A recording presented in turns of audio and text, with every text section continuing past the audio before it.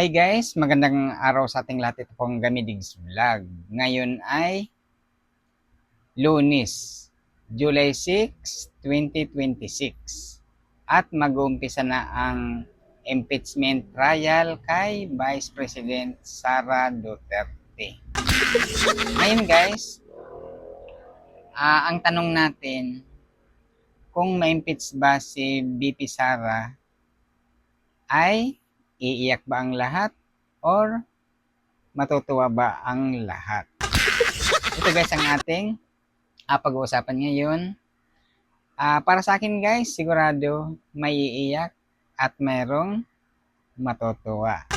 So, dito guys, kaya dito muna tayo sa pag na-impeach ba ay may iiyak, may matutuwa.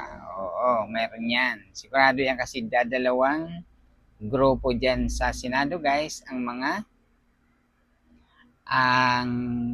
senador, dalawang grupo dyan guys, sila ang magja-judge. Silang mga judges tungkol dito sa impeachment trial ni VP Sara, kung siya ba ay magiging guilty or siya ba ay maa-acquit dyan sa impeachment laban kay VP Sara. So, dito guys, umpisan natin ang mga matutuwa. Oo, at saka iiyak. O, dito muna tayo guys sa ang mga matutuwa guys, sigurado na sa mga 80% ng mga Pilipino ay matutuwa na kung may impeach or na ma-impeach itong si VP Sara. Saka may mga 20% naman ng mga didilis ang iiyak. So, di ba? Unahin muna natin dito guys ang iiyak. Ang mga unang iiyak, kung halimbawa kung ma-impeach itong si VP Sara, ang unang iiyak ay walang iba kundi number 1 itong si Senator Robin Padilla.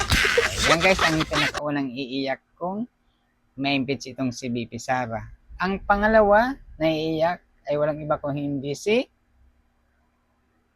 Senator Amy Marcos. Yan ang pangalawang iiyak kung ma-impeach si VP Sara.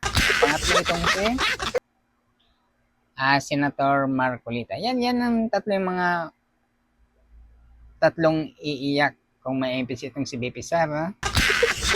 Yan. At saka yung mga didilis guys, itong mga sumusuporta sa kanya na nakikipagbardagulan sa kalye, yan ang mga iiyak.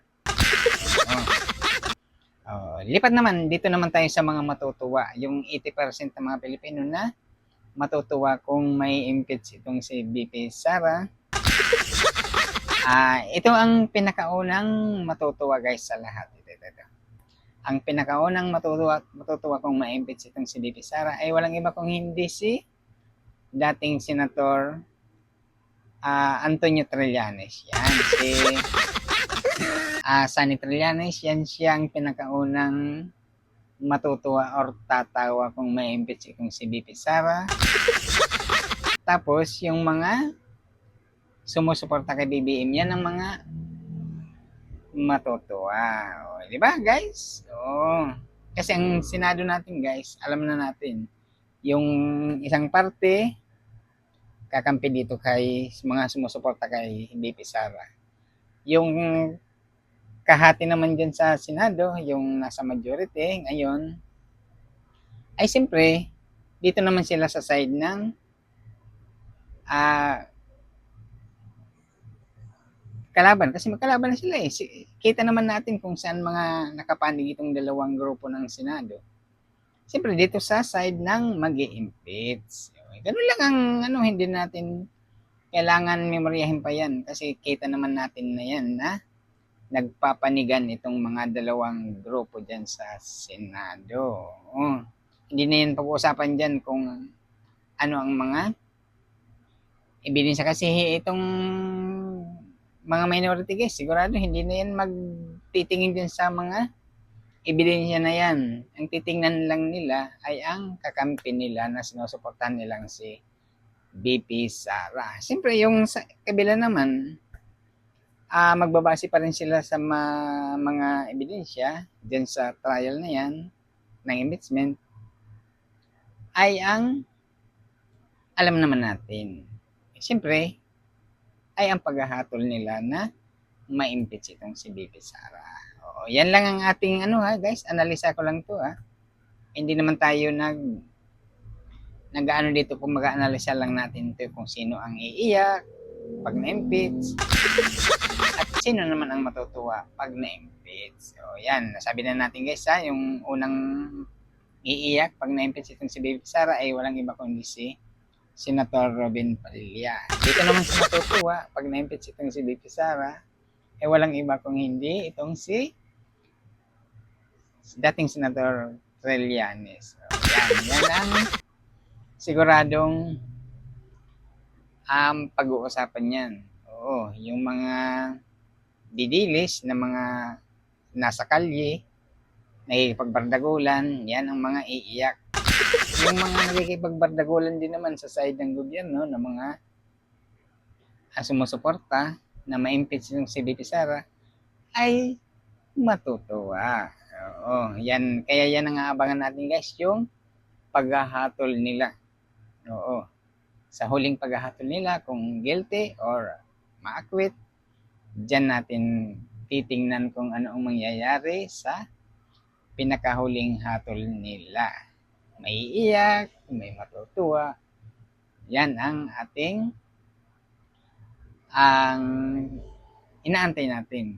Siyempre, kailangan maging maganda itong trial na to at magtuloy-tuloy ng walang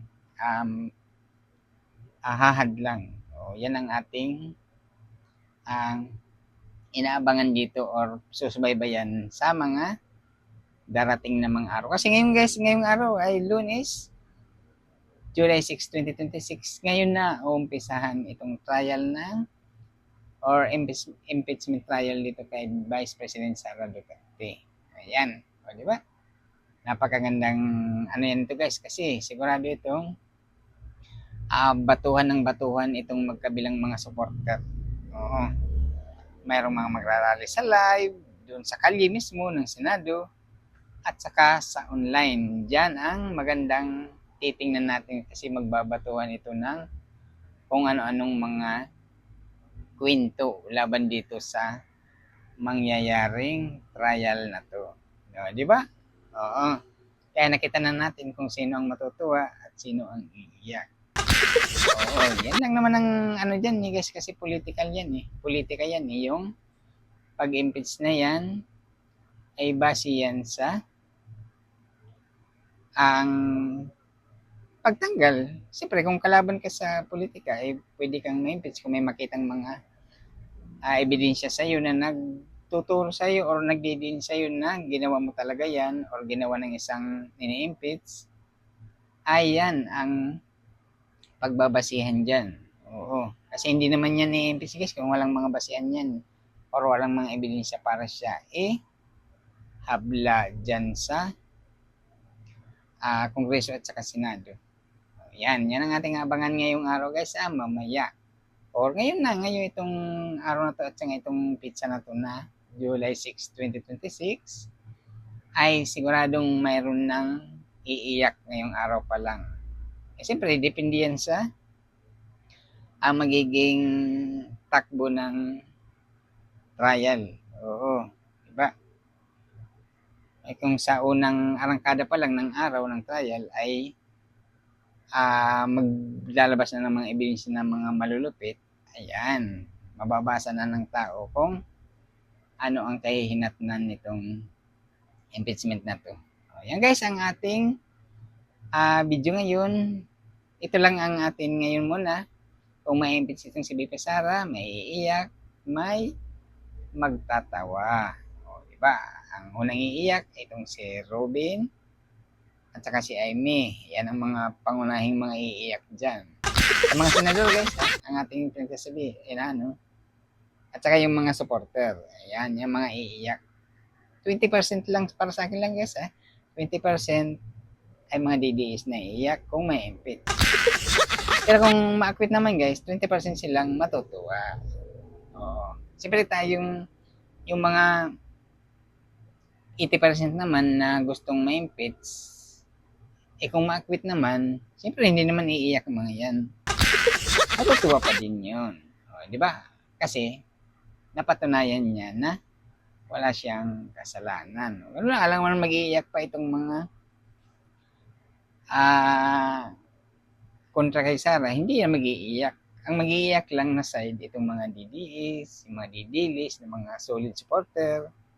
Yan, yung hindi naman mga supporter ni BP Sara, hindi yan iiyak yung mga yan. Matutuwa pa rin yan. Magbabatuhan lang yan ng mga post. Oo. Sa post yan ng mga argumento ng kanya-kanyang tao. Diyan sa social media ipapahayag kung anong mga kanilang mga paniniwala tungkol dyan. O, di ba? Ganun lang yan. Yan ang ating abangan, guys. Kasi, sabi nga ng iba, halos lahat ng tao ay mga nag-aabogado na. Nagmamarunong, nagmamagaling. Oo. Dito sa mga social media, guys, mga magpo-post, halos daig pang mga abogado eh. Naggagaling-galingin ng mga naghuhusga or mga hinuhusgahan. O, di ba? Kaya ito guys, ang abangan natin ngayon ha. Kung sino ang iiyak at saka kung sinong magtatawa or mas tutuwa. Kaya sa dito na lang itong ating video at saka abangan natin itong mangyayari mamaya o ngayong araw na impeachment trial kay BP Sara.